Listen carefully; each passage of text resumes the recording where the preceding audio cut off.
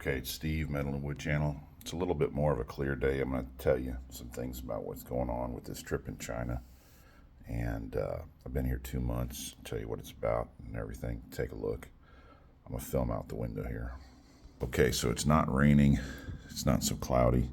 It's a little hazy. This is a small city. So I was told I was going to a small village, countryside place. And that's kind of true.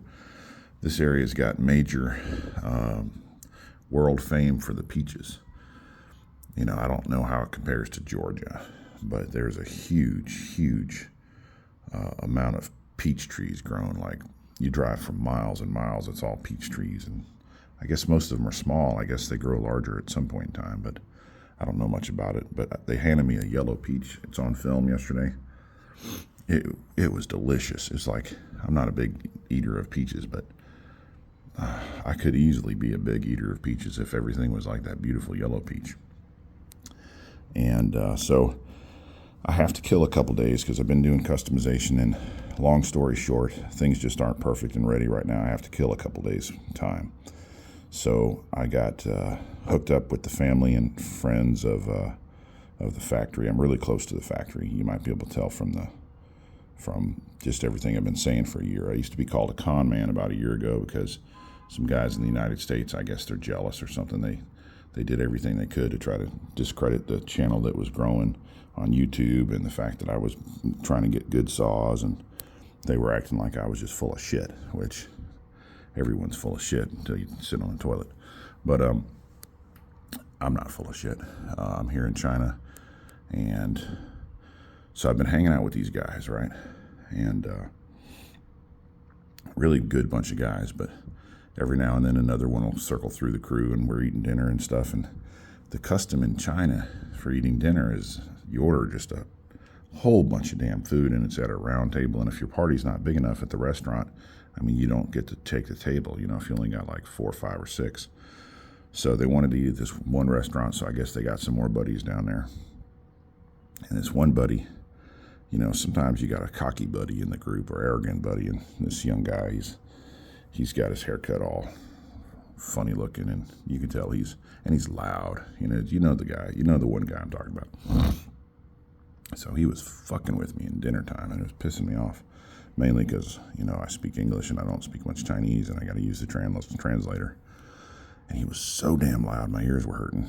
And then they all started smoking, man. I'm not a smoker. And they did that earlier in the day too, and I was choking, man, sneezing and choking, and had to get up and leave. But they started doing that before dinner, man, and I just left. And I just got up out the room and left. And the guy that I'm being hosted by, he's like, you know, what's up, what's wrong? You know, no English, of course, but I'm just saying howda, which means okay. And I'm just patting him on the shoulder, and I'm giving him the okay symbol like that. You know, I'm like, hey, it's okay. So I went out, and I guess I was talking to the waitresses or whatever. They didn't have anything they had to do right then. I was talking to 1 or 2 of them, and then I was just telling them my situation. It's just too damn smoky in there. They said, well, you can sit in the lobby. I didn't really know what they were talking about, but there was a lobby downstairs. And I told them I'd go walk outside, and I went down. I actually sat in the lobby, but the one waitress lady, she like rushed after me outside looking for me, and I got up out of the seat where I was in the lobby. She didn't see me, and I went out, and I contacted her, and then I guess she saw that I was okay. I wasn't walking lost on the street. And so she went back upstairs, and then she came to get me when dinner arrived. And but that guy kept fucking with me. So I ended up using the translator and saying, I talked to the guy next to me real loud. I said, man, the guy over there, he's fucking with me. And of course, I guess the translation didn't come out right.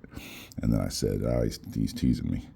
And anyway, I think the guy got a little bit embarrassed, and he quit fucking with me, which was better for me, you know, because it's too damn awkward sitting there with 12 Chinese guys, and one of them's fucking with you all the time. You know, you got to stand up for yourself somehow.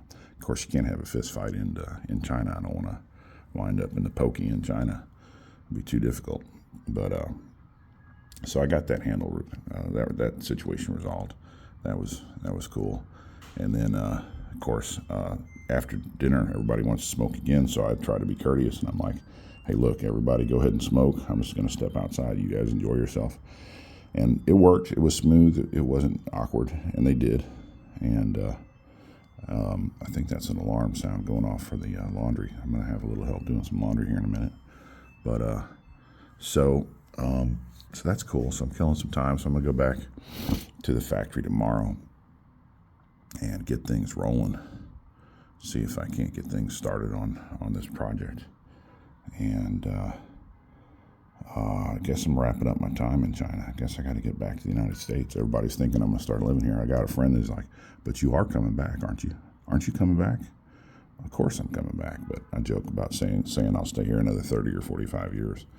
I got eyesight problems I got to attend to. We're doing some projects on my eyesight. Glaucoma, it eventually takes all your eyesight. So I've got something I've been working on for a few years, and I became part of it, actually. And what else? It might save my eyesight. I'm pretty sure it will if everything works over time. Theoretically, it will totally save my eyesight, but certain materials don't last forever in the eye. So wish me luck on that. Like, subscribe, share, thumbs up. Take care. It's not all fun in China all the time. You got to stick up for yourself in China too. Oh, one restaurant wouldn't serve me one day in Xi'an. They wouldn't work with me on my translation, so I had to just walk out, go to a different restaurant.